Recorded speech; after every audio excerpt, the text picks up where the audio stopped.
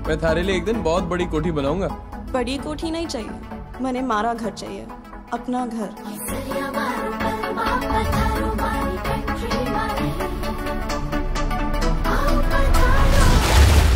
खुश झाला बाबा एकदाचा धडक रिलीज। बऱ्याच दिवसापासून या धडकची चर्चा होती। सैराटचा ऑफिशियली रिमेक, म्हणजे असं रिमेक आपण जरी म्हणत असलो तरी ते असं म्हणतात की हा ऑफिशियली ॲडॅप्टेशन आहे सैराटचा। त्यामुळे असं वाटत होतं की ॲडॅप्टेशन केले म्हणल्यावर धडकमध्ये काहीतरी तर बदल केले असतील, स्टोरी इकडची तिकडे फिरवली असेल किंवा जे प्रसंग आहेत त्या प्रसंगाचा क्रम बदलला असेल, असं काहीतरी अपेक्षित होतं। पण नाही हो, हा जसाच्या तसा रिमेकच आहे। मधु, आई लव यू।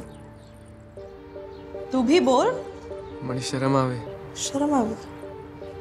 एक लपट दूंगी तुझे। I love you too. तर धडक जेव्हा सुरू होतो तेव्हापासनचा जो क्रम आहे तो क्रम अगदी सैराटच्या तुलनेच्या जशा तसा शशांक खेतांनी वापरलाय। आता इथं काय, सैराटमध्ये महाराष्ट्र होतं, इथं उदयपूर आहे।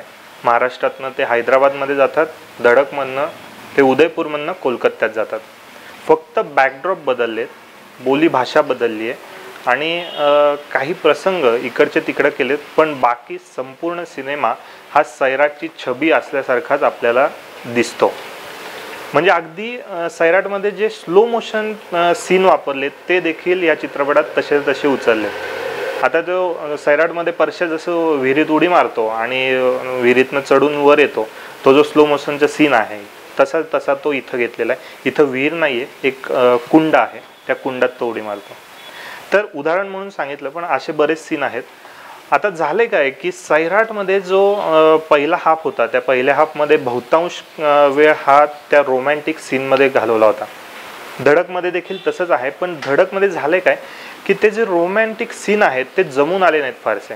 धडकची स्टोरी तशी काही फार वेगळी नाही आहे, म्हणजे त्या स्टोरीबद्दल सांगण्यासारखं काही नाही, कारण सैराटमध्ये जसं एक निम्न खालच्या जातीचा मुलगा होता आणि वरच्या जातीच्या मुलीबरोबर त्याचं प्रेम होतं, तसंच इथं आहे। या मुलाच्या वडिलांचं एक रेस्टॉरंट आहे, ते देखील रूफटॉप आहे बरं का, उदयपूरमध्ये रूफटॉप रेस्टॉरंट, आणि तो मुलगा गरीब, ठीक आहे असो, पण तिथं त्याचं रेस्टॉरंट आहे आणि मुलगी आहे ती तिथल्या आमदाराची, खूप गडगंज श्रीमंत असणाऱ्या राजकारणी आमदाराची ती मुलगी आहे। तर असं दोघांमध्ये प्रेम होतं, मित्रमैत्रिणी असतात, मग ते प्रेम फुलत जातं, मग घरच्यांचा विरोध होतो आणि मग तिथं जातीय राजकारण सुरू होतं आणि मग ते पळून जातात। पळून गेल्यानंतर सगळं तुम्ही सैराटमध्ये बघितलंच आहे, ते इथं आहे। हैदराबादच्या जागी फक्त कलकत्ता आहे। आता बदल आहे तो फक्त क्लायमॅक्समध्ये, म्हणजे ते काही स्पॉईल करणार नाही मी काय आहे क्लायमॅक्स, पण महाराष्ट्रातलं ऑनर किलिंग आणि राजस्थानमधलं ऑनर किलिंग ह्यातला मोठा फरक या चित्रपटाने तुम्हाला दाखवला आहे। आणि कदाचित जर धडक आधी आला असता तर ह्याचा क्लायमॅक्स नक्कीच भडक वाटू शकला असता, पण जास्त त्याबद्दल बोलू नये।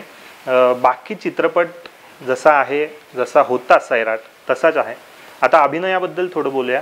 ईशान खट्टर आणि जान्हवी कपूर या दोघांनी या चित्रपटाच्या निमित्ताने याच्यात पदार्पण केले। ईशानचा याच्या आधी बियॉन्ड द क्लाउड्स नावाचा सिनेमा येऊन गेला, पण त्याची फारशी चर्चा झाली नाही, त्यामुळे ह्या दोघांचं लॉन्चिंग करण जोहरनी केल्याचं सगळीकडे सर्वत्र चर्चा आहे। ईशान नेहमीच्या स्टाईलमध्ये, म्हणजे जसं ट्रेलरमध्ये तो वावरला आहे, ट्रेलरमध्ये जसा त्याचा कॉन्फिडन्स अभिनयातला दिसून येतो तसाच तो या चित्रपटात आहे। त्याने प्रत्येक त्याची स्टाईल या चित्रपटात खूप खुबीने वापरली आहे। पण जान्हवी कपूर मात्र काही ठिकाणी अवघडल्यासारखी वाटते। तिचा संवादफेक कौशल्य, जे संवाद बोलण्याची जी स्टाईल आहे त्याच्यावर आणखीन तिने काम करायला पाहिजे होतं। कदाचित तिच्यावर खूप प्रेशर आहे, श्रीदेवीची मुलगी आहे, पहिलाच पिक्चर आहे, शिवाय सैराटच्या आर्चीशी जी काही भव्यता आहे ती भव्यता मोडून काढण्याचा तिच्यावर प्रेशर आहे, आणि करण जोहर आहेच आहे। तर ह्या सगळी आव्हानं पेलून देखील जान्हवीने आपल्यासमोर आर्ची उभं करण्याचा प्रयत्न केला आहे सैराटमधली। इथं धडकमध्ये ती पार्थवी आहे, पण ती फारशी काही सफल झालेली नाही। तिला आणखीन पुढे संधी द्यायला हव्या, पण ती दिसली आहे मात्र खूपच छान, खूपच गोड, आणि तिचा अभिनय, तिच्या अभिनयावर तिने आणखीन काम केलं तर ती नक्कीच बॉलिवूडमधली एक नवीन स्टार म्हणून नावारूपाला येऊ शकते। याशिवाय सैराटमध्ये जी दोघं परशाचे मित्र होते त्यांनी देखील एक ऐतिहासिक काम केलं होतं, पण इथं मात्र धडकमध्ये ते होताना दिसलं नाही. म्हणजे त्या दोघांची जी जागा आहे ती जागा या धडकने वाया घालवली.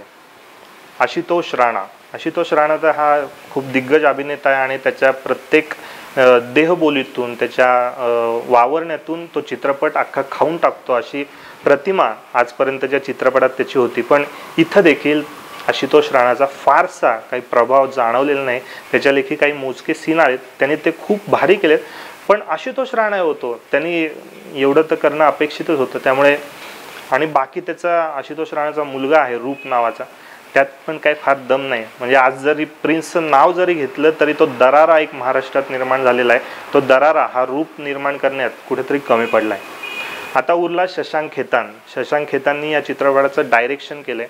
नागराज मंजुळे आणि शशांक खेतानची काही झालं तरी तुलना होणार.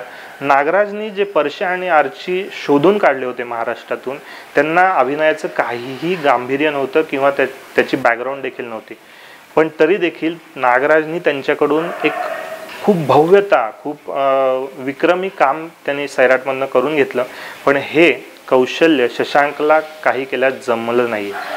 स्क्रीनप्ले लिहिताना त्याने आणखीन काम करायला पाहिजे होतं, जेणेकरून धडक आणि सैराट याचं कंपॅरिझन होताना धडक थोडासा उजवा ठरला असता. राहता राहिला विषय अजय अतुलच्या संगीताचा आणि या चित्रपटातील गाण्याचा.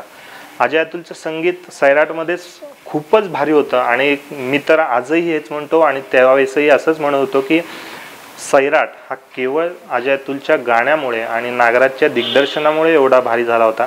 बाकी सैराटची जी कथा होती ती काय फार ग्रेट नव्हती किंवा त्यात वेगळेपणा असा काही नव्हता. पण ठीक आहे, या धडकमध्ये देखील अजय अतुलने चांगलं संगीत दिलंय. पण ह्यातली जी गाणी आहेत अमिताभ भट्टाचार्याने लिहिलेली, ती गाणी मला कुठे कुठे खटकली, कारण त्या गाण्यांचे जे बोल आहेत ते बोल राजस्थानी शब्द तुम्हाला ऐकवत नाहीत, ते अस्सल हिंदी बोल असल्यासारखे तुम्हाला ऐकवतात. म्हणजे ठीक आहे, आपण मानून चालू की हा संपूर्ण भारतीय रसिकांना दाखवण्यासाठी बनवलेला सिनेमा आहे, पण एका तरी गाण्यात राजस्थानी बोल अपेक्षित होते आणि ती कमतरता इथं धडकमध्ये जाणवते. ओव्हरऑल धडक हा एक काय म्हणजे आपण वेगळा वगैरे काय म्हणू शकत नाही, कारण हिंदीमध्ये असे अनेको चित्रपट येऊन गेलेत ज्यांनी जातीय राजकारणावर भाष्य केले आणि एकीकडे लव्ह स्टोरी मांडली आहे. म्हणजे अगदी कयामत से कयामत तक पासून ते आजपर्यंत अनेक चित्रपट आले. जेव्हा सैराट आला होता तेव्हा देखील कयामत से कयामत तकचं नाव निघालं होतं. त्यामुळे धडक हा खूप वेगळा आहे किंवा त्याची काही स्टाईल वेगळी आहे किंवा तो आउटस्टँडिंग ठरेल असं काही नाही. धडक एक नेहमीच्या स्टाईलमधला, करण जोहरच्या स्टाईलमधला, शशांक खेतानची स्टाईल असणारा एक बॉलिवूड मसाला असलेला चित्रपट आहे आणि सैराटशी त्याची कुठेही कंपॅरिझन अजिबात होऊ शकणार नाही. शेवटी फक्त जाता जाता एक सांगतो की सैराट वेगळा का वाटला होता, कारण सैराटमध्ये त्याची जी मांडण्याची पद्धत होती नागराची ती वेगळी होती.